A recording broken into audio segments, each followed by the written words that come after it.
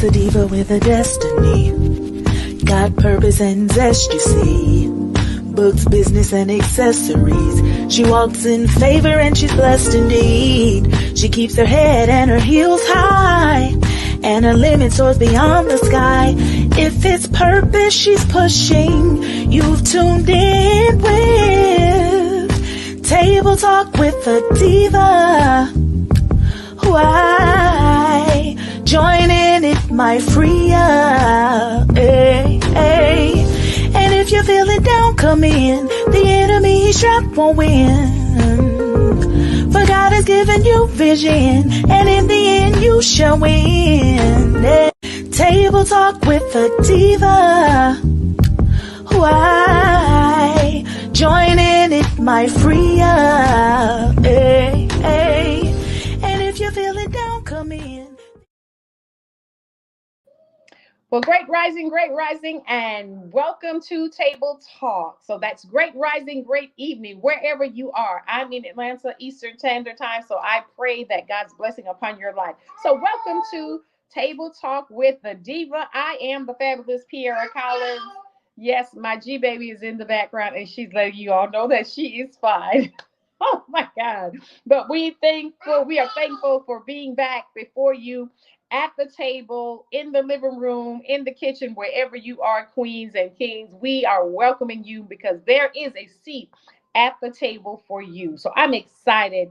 I have a powerful, amazing guest that is on today that will be sharing a part of her journey, because we don't have enough time to hear it all, but we will hit at different bullets and how she's impacting lives globally. So here we go. Here we are in the month of February. And of course, it is Women's History Month. And so there's so much to be said about Women's History Month. Women and history, and putting us together, honey, we are a dynamic duo. So catch that. I'm going to say that again. Women and history, we are a dynamic duo. So with that being said, your mom, my grandmother, your grandmother, you know, we had some powerful women. I came from strong women.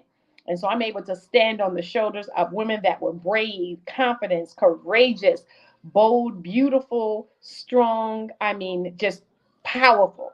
There's probably not even a word to articulate to describe the women that we're able to, the women that we come from. So our ancestors, and we go way back. If we really take the time to do our research, it would blow your minds on the women that has went before you and the things that she's endured. We can't begin to imagine. So I am always humbled and honored to be able to be one of the movers and shakers. And yes, I said it boldly, confidently, a woman of excellence, a woman of destiny, because it takes a lot to do what we do. And so some people may not have any idea of how we're doing it, or looking at it and saying, oh, she's not doing anything. But if you only know the backstory, if you only see the things that are happening and that's transforming behind the scene before you actually see what you're seeing, you would not speak before you actually know what's up. So with that being said, we are going to welcome the Queen, JJ, Queen Boss Mom, to the platform. Welcome, beautiful Jackie Anderson. How are you? I am blessed. I am blessed. I am blessed. Thank you very much for having me.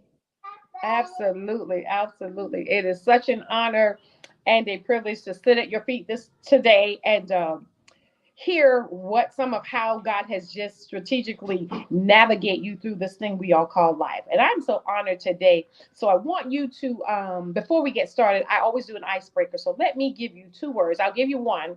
You give me the first thing that comes to your mind. It does not matter what it is. I can say hot, you say dog. I say ketchup, you say mustard. If that's what comes up, then that's what we want to come out. So words are important. I say that because we make a decision. The word of God tells us to choose life. So be mindful of what we speak. So I always want to start with a word, just an icebreaker, and it always helps us get set for our conversation. I call it chatting it up. So that's what we're going to do today. We won't be before you long, but queens, I need to have you please, before we get started, pull up a chair, invite someone to check out the episode. Sharing is caring. It costs you nothing to support another woman. Absolutely nothing. If it's not me, then someone else that is pushing in purpose and striving and thriving to make someone else's life a little more richer, to help them and cultivate them into who God has called them to be. So that's what this is about. So I need you to get a sister on, someone that may have be challenged in a, and I don't like to use the word handicap. I am legally blind. I am hearing impaired. I struggled and challenged with diabetes. It's 32 years. So I have a number of things going on in my life, but I am not handicapped. I always say that I'm privileged. And so I'm going to speak that into Miss Jackie, JJ, Boss Queen's mom. I'm going to speak that for her as well. We are privileged women. So here we go with our word of the day: vision. Life. I love it already. Yes, yes, yes. Um, give me something. My G baby is trying to help me out. Let's see. Give me a word. Give me a word. Um, tenacity. Mm, strength. Come on. All right. Okay, we're gonna go with that. I receive all of that for you and me, and my G baby. So you all welcome Princess Kalani to the platform because she's in the background helping Gigi out. So Hey. that's what we do. So hey, good morning. Good Good morning. morning. Wherever they are, we welcome you. So with that being said, Queen Boss Mom, would you tell the viewers who exactly Jackie Anderson, aka JJ Queen Boss Mom, is? That is a very powerful, complex question. First and foremost, I am a child of God. I have been blessed and designed for a purpose. So that is my claim every day. Beyond that, I believe that I was, as I said, been set here for a purpose. Grew up, I was born legally blind. I grew up in Jamaica and moved to the United States as a teenager and went off to college. And now my life journey is I'm an educator, I'm a teacher. I spent 10 years teaching elementary school in Maryland. And then after receiving my master's degree, I moved to Atlanta, where I taught blind and low vision children in Cobb County School District. Loved it, loved it. I think every experience along my journey has shaped and helped me as I continue to propel through life. In 2018, I believe it is, somewhere there, I started a foundation called Let's Connect Vision Resources, and let's stand for leading each to succeed. I work with individuals who are blind or low vision, their parents, their family members, and the professionals who support them, just providing them with service, instruction, resources, whatever it is, to allow them to be the best self that they are. I think that's about it in a nutshell. Whew, that's a lot. That's powerful, and it is truly um,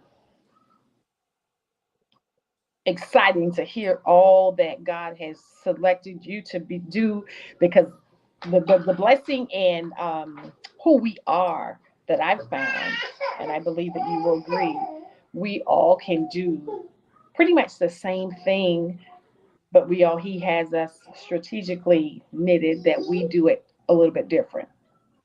So I know that Yep. there may be a lot of people that are doing what you do, but they can't do it the way that JJ Queen Boss Mom does it. So I am so grateful that you're. I believe that you are a powerhouse. Just chatting with you the other day when we connect, and from business to being able to invite you on my show, which is a blessing. I was so inspired and empowered. So it was like I was tearing So I'm so grateful for you, for your yes to God, yes to the platform that you have that God has given you. So you were born for a purpose. And so you are definitely, without a doubt, I believe, walking in that thing. Um, so I will ask you to share with us a little bit about um, growing up as a teenager or as a child, being legally blind. Because for me, mine came later in my adult life, at the age of 35, and I'm 53 now. Mhm. So, how was it for you growing up? If you can briefly share a little bit of that. It's a lot of people will say to me throughout life, what would I have done differently if I would have chosen to have sight? And I don't know anything different. So my answer is always no, because I don't know anything different. And to me, life is perfect the way it is. I grew up, I was one of six children. And of course, I was the lucky one to have a vision problem or to be blind.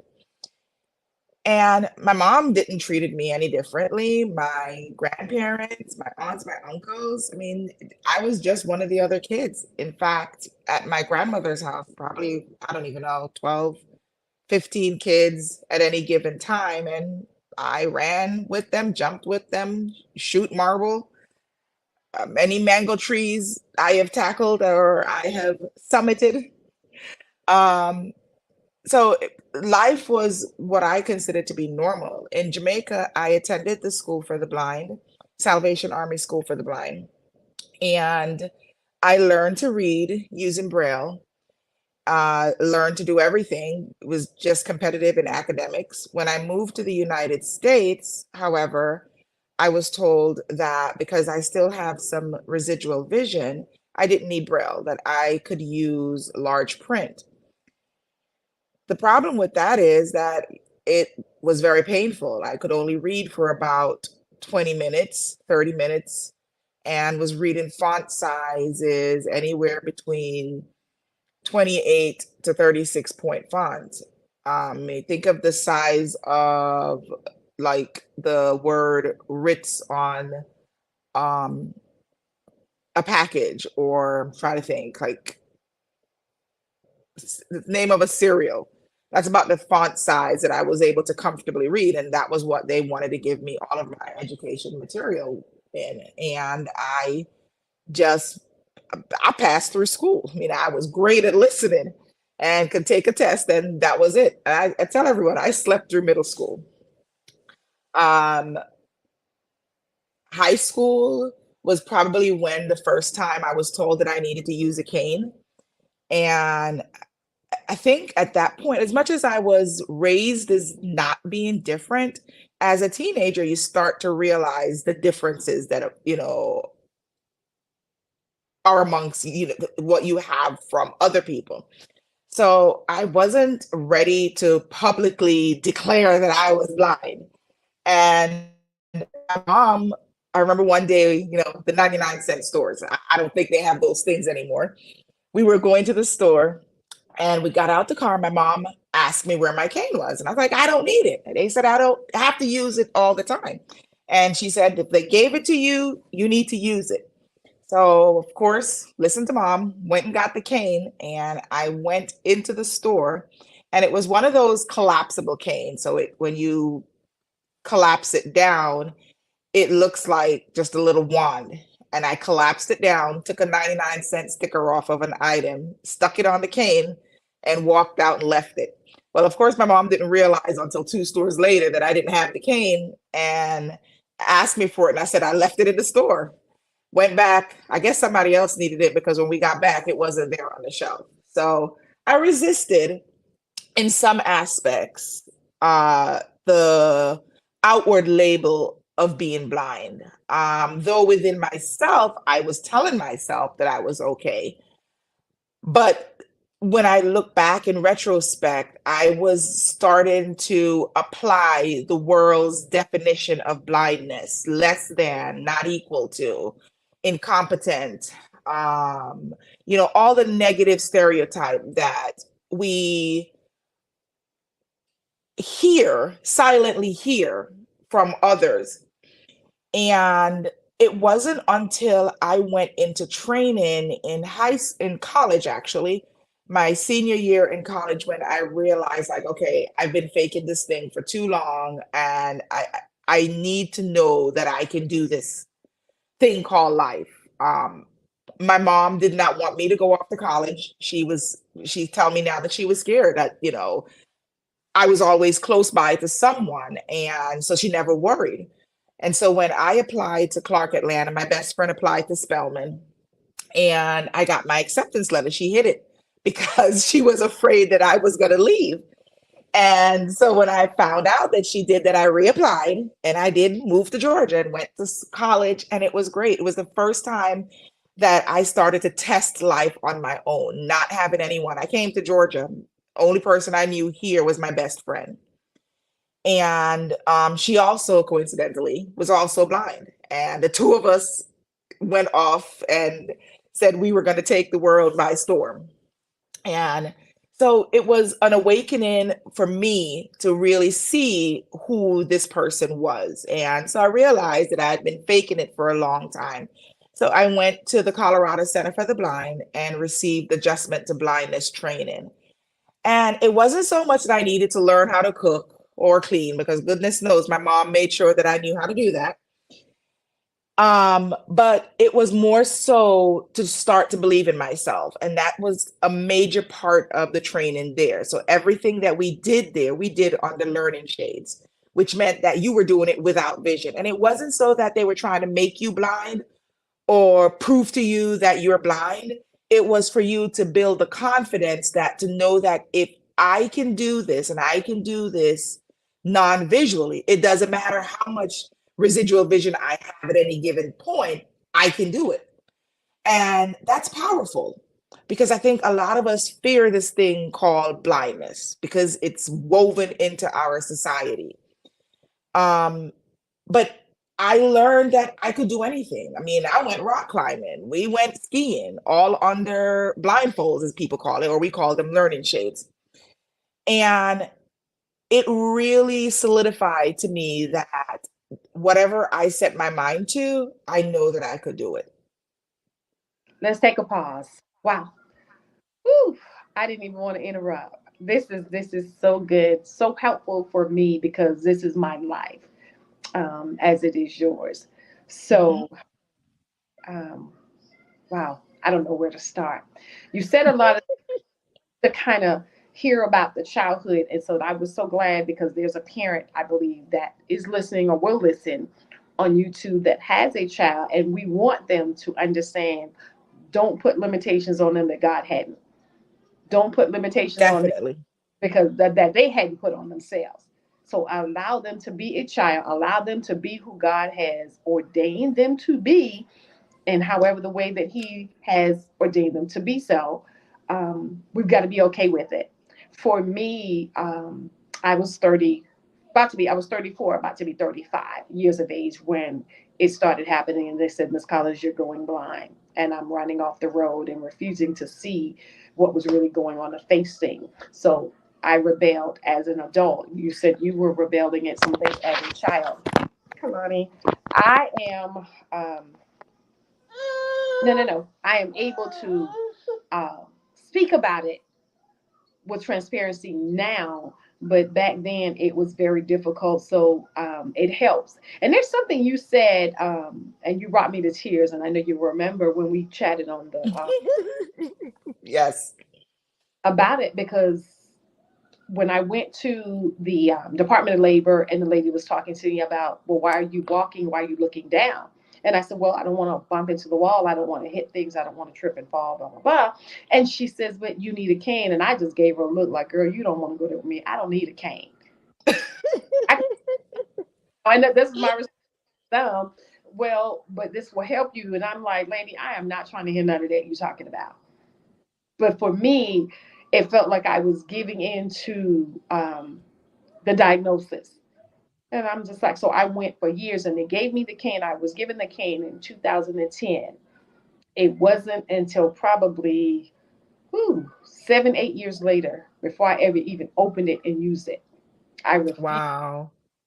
Fractured my ankle twice, walking in my high heels and missed the curve and boom, there it goes. And another time, flipped over some boxes because, again, not having the peripheral either, didn't see the boxes going around the corner and boom, fractured my ankle again. So my husband's like, look, I know you don't want to use it, babe, but I need you to use it before you go into a pothole or something and they got to, time to get you out.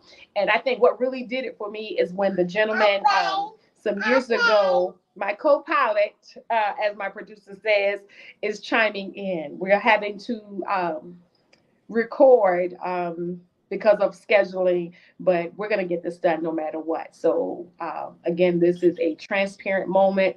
I'm excited, but this is my grand blessing, Kalani Seven, who may tap in every now and again. So we're going to keep it moving. But when I saw the gentleman fell over the platform in the train station, and the news showed it, and they showed him going down, and it showed him coming. I mean, it was I was in tears, Wow. and I made it. I said, I'm not. I'll use the cane, but I'm not going to go to school. I'm not doing any of that. And so I was struggling, struggling, struggling. And so something you said, and it brought me to tears. And you were saying, and I said, you said no. I said no one ever really acknowledged that this thing, like it's real. It's a real transition. And it's like, It's a oh, grieving process. I think that was the term that I that, used. That it's a grieving. You do grieve. woo, you knocked me down with that. That, but it hit me. I It's said, of all the years that I've been legally blind since 2005, no one has addressed it. No one has ever said anything like that to me. And you, I'm trying to hold this down, but you helped me with that. And I'm saying, well, darn, I never thought about it like that, but I felt that that's what I felt. That's what I still feel every now and then. But it's like, wow. So when I tell you, you have definitely been a blessing to me in the short time that we yes. because I call you because of the help that I needed on the visual side, and God allow us to talk and you getting some help and also coming to help teach me and do some things. But I said, Lord, you done set this thing up completely. And I had no idea. So I was blindsided about the connection, but I'm grateful. So I want you to continue. Wow. But that grieving thing, that was real for me. That was real for But me. and I say to parents and to clients that I work with that it's okay. It is okay to grieve because it is a lost vision or Yeah. thought process that you have, a picture that you had designed in your mind of what life is or to be. Right. And so we're going to grieve the loss of that picture, but we're not going to stay there. We're going to embrace the new vision that you have attained. And so, though that who went through their mind and they heard that they were bouncing TV, thought about playing football or Yeah. shooting hoops or Yeah. taking them driving when they turned 15 or 16. So they painted all of these pictures in their mind. Looking for. And then they have this child who is different than the picture that they saw. So they are going to grieve that loss, Mhm. but they're going to embrace the new vision that they have attained.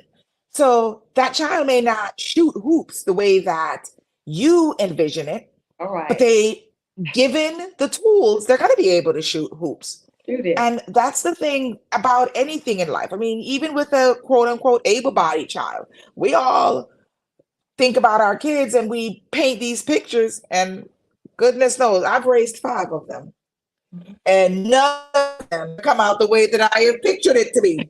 Those perfect little angels. I joke and I say that I have five angels. God has blessed me with five angels. Now, depending on the day and the circumstance, That which set of angels they belong that to. part. Come on, true to it. That's it. Not new to it, but true to it. That part right there, depending on the day and the hour. Woo. Yes, yes, yes. But they are my five angels. So now that you you stepped away and resigned as a teacher, which I thought was powerful. And I was like, okay, my question to you was, did you do this because of COVID? And you was like, and your response, I'll let you respond on when you decided to walk away from teaching in the public schools to going to doing what you're doing now. Let's talk about that. I, like I shared, I'm an educator. I've been a lifelong educator. I fought it when I went off to school. Everyone told me I needed to be teaching blind kids. And I was like, oh, you think that the only thing that I can do is teach blind kids because I'm blind? You don't think I can teach sighted kids? And I rebelled. My mom will tell you I'm a rebellious child. And I purposefully chose to teach general education and gifted education because that was like the ultimate, you know. I wanted to prove to everyone that I could do it. And I loved it. And I think God allowed me to be in that space because I needed that experience to be able to do what I do now. But when I transitioned to teaching blind kids, again, loved it, loved my students, loved working with the families. But it was a October morning. I had worship with my kids, dropped them off at school. By this point, I only have my two youngest daughters at home. And I said to my mom that I was going to resign that day. I had not had a discussion, had not really thought through that before, but I was just at a point in my life that I wanted to know that I was doing all that I can do for my students, but I also wanted to make sure that I was being the best mom and being able to support my girls because they are only here for a short time with us, and we only have but such a short time to be impactful. And so, for those two reasons, I said that I needed to find a different space to be able to meet those two charges that I had in my life. And so I resigned, um, focusing on my daughter's health and focusing on being the impactful person in the space of the world of blindness. And so, yeah, it was right before COVID, and COVID wasn't on my mind. COVID wasn't on anybody's mind. But I was able to go and explore and develop some new skills that when COVID hit and everyone had to turn virtual, I was already in that space and had already developed the skill set to be able to move in that space without missing a beat. So when teachers were saying that, could not fathom how to teach a blind child on Zoom, I'd already been doing it. And so I was able to jump into that space and pick up and work with students across the country on Zoom, teaching them Braille, daily living skills, working with families and helping them to navigate that space. Is that how awesome is that? No one knew again that COVID was going to interrupt and intrude on our lives, and you were set up Yes. to be already in position. And so that's how awesome God is. And so I mention him a lot because he is priority in my life, your life, our lives. And Yes. Yes. so He is the author and the finisher of everything, of of everything. everything, of everything. You could have known, like, so that I say that that had to have been God that instructed you, that guided you to do that, that navigated to get you to where you were by the time COVID showed up. And Yes. and so again, as you said, you didn't miss a beat because you were already he had already had you in position. I love it. This is so great. I can't wait to sit back and watch the episode all over again. Gist of it now, in the trenches, and I'm saying, my God, they have no idea what it's taking me to complete this episode. No idea. They can see a little bit of it, and now she's going to sleep. She doesn't intrude, and now she's going to sleep. She's rested in peace. Yes, resting now. So Yes. I'm just grateful. This is such a blessing. So all of everything that is going on was supposed to happen. So God didn't make mistakes. And so for whatever reason, and I believe even a part of what's happening with my grandbaby, because I am her caregiver while her mom is at work. Um, Hmm. Someone with some challenges that is privileged, like you and I, may not be the same privilege, but a different in privilege in a different way, may need to see this. No matter what happens in the midst of what you're doing, what you have going on, you keep moving, you keep pushing, you keep thriving.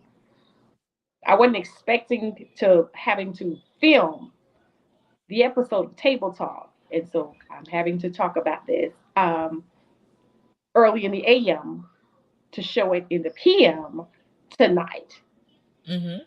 Hear me, people that are watching on YouTube, Facebook Live.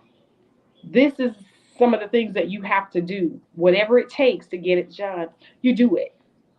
So I didn't want my grandbaby to come in. She's not even dressed. She woke up like a regular baby and to get whatever and go back to sleep. But because I had to move and shake some things around to make this happen this morning, being gracious with my producer and my guests to assist and accommodate me so that I can put out something positive during Women's History Month and just staying on track, being consistent with table talk with the diva. And so that means we can talk about anything, we can share anything. And so because he's orchestrated this, I've got to be okay with it. Because at first I'm saying, okay, Lord, I need her to sit still. Just give me a couple of minutes.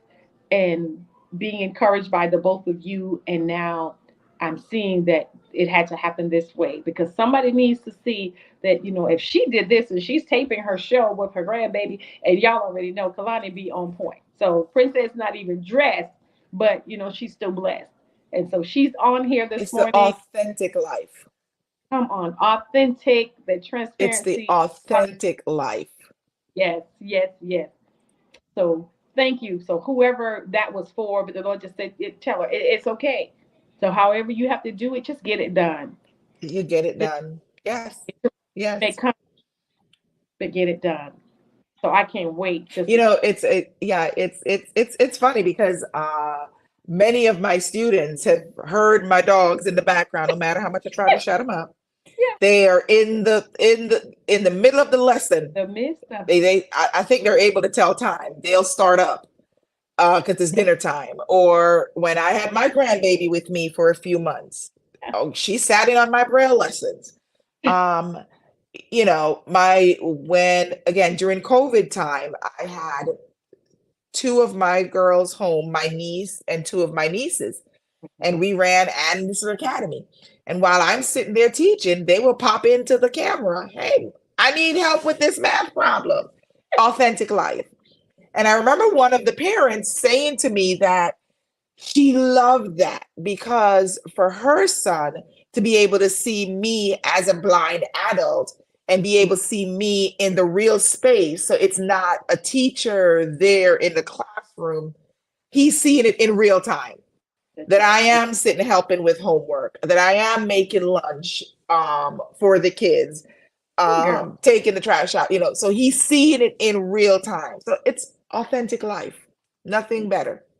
that's it. I believe and I receive that. So, yes, ma'am. So, too, whoever the queen is, or queens, or sisters out that are watching, or will be watching the replay, you can do anything but fail. So, just know that nothing beats a failure but a try. Because I almost canceled this morning. I almost said, Yeah. I'm not going to be able to do this because she's not going to let me, whatever. It happened the way it was supposed to happen. Your story is powerful. Yes.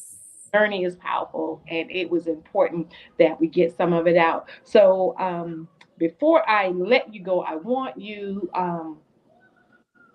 to talk quickly about some of the training that you offer because I struggled with trying to learn the jaws. The jaws thing about made me just pull my hair out. I was like, honey, I'm I was frustrated with, and I share with you, with the teacher, my computer teacher that they sent to me, the very first one.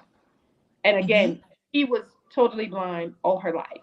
And so I had to snap and get her together and let her know, look, honey, this is new for me. I can see. Now I'm struggling to barely seeing. And she's correcting me and telling me I'm holding my wrist wrong and I'm not sitting up straight in the chair. You need to do this. And I told my director or my counselor openly, I said, look, don't send her back. Or I'm going to push her down the step. So frustrated. I said, look, she not down the step and I'm gonna push her out the door. I said, you know what? I don't want her back at my house. I said, because she's irritating me. She's irritating me because I was, already not happy. I was still grieving the loss of the vision. And so I'm ticked Mhm. off, so frustrated, angry. And then I got this lady coming in who's been blind all her life. And I said, well, you've always known, you've always been this way. So this is an adjustment for me as an adult where I was used to doing everything for myself, by myself, whenever I needed to. And now I have limitations I felt like on me at the time. And so I was sharing it, and it's like she act like she didn't relate. And so, in a way, she couldn't because she's been totally blind all her life. But amazing teacher. But I was like, don't send her back here, honey. I don't want her back here. And I stopped her. So I probably would have been, I would have been further along because I hurt myself because, like I said, I refused to use the cane. I refused to go. And when they talked about possibly sending you away, and like you said, you went to the blind this school and all of that, that was great.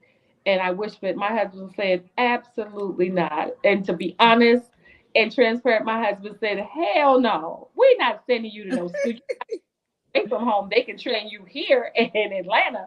But you're not going nowhere. And I was not. And he knew I was really fragile. So he was really boisterous about it. And the both of us at the time, not, understanding how important or probably impactful it could have been. But the setup that they gave, he was like, no, absolutely not. We're not doing that. She's not doing that. And I didn't want to go. But talking to you and Well, hearing the I would say every center, every training center is not the same. So, it might have been a good decision. We won't say where, but every training center is not the same. So that's all I'm gonna say to that one. yeah, so that's why I said Every apple is not the same sweetness. yeah. So when they said the setup, that's right. So the setup, my husband said, absolutely not. She's not my wife. She going there. So yeah, but definitely talk about the training and the braille and versus braille to jaws because when I go ahead and I'll share that. But yeah, that jaws is whew, Jaws, we love Jaws. nightmare. They've come a mighty long way now. Some of the acapella speech is great. Almost sounding like natural speech. For those who do not know, JAWS is a speech synthesizer program that individuals who are blind can use to access the printed information on the computer. And JAWS stands for Job Access with Speech. Jesus. And so yes, it's one of those things that you just gotta get used to. I tell my students and my clients every day, you just gotta do it. Slow it down so where you can hear it and understand it. And then every week just tweak it a little bit faster, and you will be amazed at how fast you can hear and process the spoken information. So a little bit about what I do. Like I said, I started Let's Connect Vision Resources. And just knowing that I want to be able to be impactful to individuals. My passion is working with young kids and their family. That is, my bachelor's degree was in early childhood education because I said I will teach anything under fourth grade. After they reach fourth grade, it's somebody else's turn. That's not me. I'm not the middle school mom. I'm not the middle school teacher. I'm not the high school teacher, which I ended my career in the high school and I actually enjoyed it. But my passion is for the little ones. We call that early intervention age. And what I strive to do is to work with parents to empower them to empower their kids. Because as we know, parents are our first teachers. And during those formative years, if we wait until a child reaches school age, we've missed many, many, many windows of opportunity to be impactful and shaping our kids' lives. And so for kids who are blind or have limited vision, there is so much that they miss out of, a lot of incidental learning. I tell parents all the time that because your child is blind doesn't mean that they can't. It means that given the experience, they will.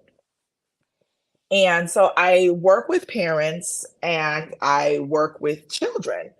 And every day I find that I'm reshaping what I do, because then I started receiving requests from school systems to come in and train teachers. So I work with professionals who provide services to individuals who are blind. And I used to say I work in an educational setting, but I also received a call from Grady Hospital to work with a mother who was blind, and she had a baby who was blind, and they thought that she wouldn't be able to care for the baby. So I Mm. went into and trained the social work and the nurses at Grady and Showa Look on at that. how this mother would be able to work with and be able to care for her baby. And I worked with this mother for about 2 years in teaching her the skills. Not that she didn't have the skills, but giving her the tools that she needed, because she had already raised two sighted children, but she had never had a baby that was a special needs. And so I was able to connect her with other resources that allowed her to care for her baby at home. So I'm the jack of all trades. I tell everyone I work with individuals from cradle to grave and in all aspects of blindness. I teach Braille, which is the code that is used for reading to individuals who are blind. I teach adaptive technology, so teaching individuals how to use JAWS and other pieces of technology, teaching them how to use Braille display. I work with individuals, teach them how to do daily living skills. So teach them how to cook and clean at home. And I worked with the Center for the Deaf and Hard of Hearing here in Georgia. And so now I go out and I do assessment for individuals who are deaf blind on communication devices. So whatever ways that we can provide them with devices that allow them to be able to communicate using the phone, email, however way that they need to communicate. So that might be a phone, teaching them how to use the accessibility features on the phone, using a computer, using Braille displays, whatever tools that we need for them to be independent in telecommunications. Have several projects that I have in started or are in the works. One of my favorite one I tell everyone is we call it the Braille Bus or the mobile classroom. And that came out of working with clients from the Center for the Deaf of Hard of Hearing and realizing that there's so many people who are out there who have not been blessed to get the vision that life after vision loss is possible. Met a young man who was a, what do you call it? Music engineer, lost his vision, and he spent 3 years just sitting at home. And all he did was sleep and then walk the house when his family slept. But he was in this daze that he thought that his life was over. He didn't think that he could go back to his career. And the day when I got there, he was really sad, and it was his wife's birthday. And he thought, before losing his vision, he would have gotten up and made her breakfast. And I said, why can't you make her breakfast? And he said, no, I can't do it. I'm blind, Miss Jackie. And that broke my heart. And so out of that came this idea of creating a mobile classroom where individuals who are blind can see what accessibility is, can experience it, can motivate them, and give them that shot in the arm, and then connect them to other resources where they can continue receiving the services and training and the tools that they need so that they can go on and live and fulfill life. So that's one of the big projects that we are working on right now, but we have several other projects as well. I think that's it in a nutshell. I can, I can ramble and I can go on forever. So stop me. You drop so many nuggets, so much gems. Oh my God, my cup is running over. I promise you, my cup is running over with more wisdom, more strength, more power to empower others. And because I've been empowered, so I'm able to go out and empower others. Yes. But this has definitely been a blessing. And tell me, how many surgeries you've had on your eyes? Oh my gosh. Numerous. When I left Jamaica, I was at 16 or 18. Mm. Um, I have had more than, at last count, more than 24 surgeries. Yeah. Ooh, Lord, and my nine, well, my 10, Lord help me. And I was like, oh God. I'm like, oh Jesus.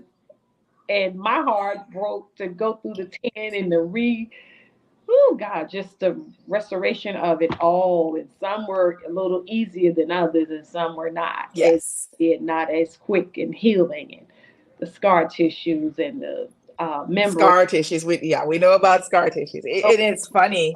oh my God. Yeah, they go in to fix one thing and it creates another Yeah, issue. come on. So It, so what I said, if they it, surgery, I'd be like, look, oh my God. So yeah, but it's been breathtaking to chat with you on our other meeting, and then today on Table Talk. This is what it's about. When I said empowering another queen, another sister that know that she can make it, you have done that. So Women's History Month is still going on, but it's been exciting for me just to love on the queens, and like I tell them, my message is not for everybody, but it is for someone. And so the ones that Mhm. are assigned to and that are assigned to me, I want to reach them and make sure that I am giving them what I am supposed to be giving to help cultivate and just complete them in the area that they're supposed to be, and know that you can do this. I don't care what it looks like. So when I said you are that queen for me, this has been so wonderful. I'm about to cry. You But know, one of the songs that I that comes to mind, I can't remember who sings it.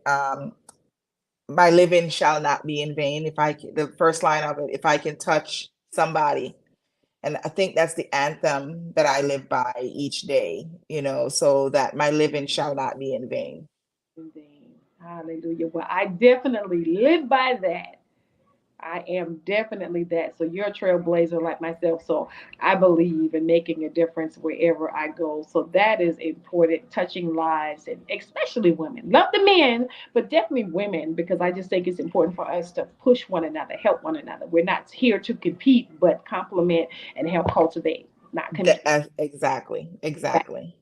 Vital. So that's what I live by, and will continue to do that. But as my dad said, they don't have to like it, they just got to respect it.